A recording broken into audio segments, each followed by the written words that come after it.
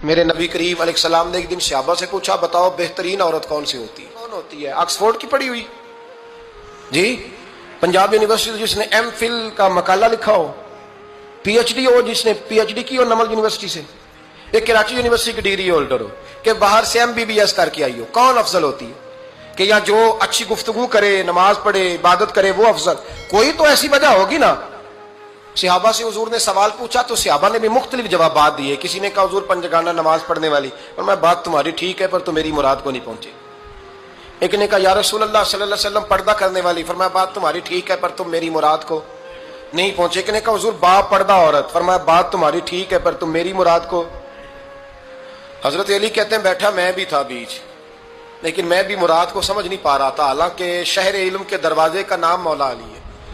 फरमाते हैं उस वक्त अल्लाह की हिकमत थी कि जवाब कोई और दे। तो हजरत अली कहते हैं कद भी मेरा छोटा था, बैठा भी मैं पीछे।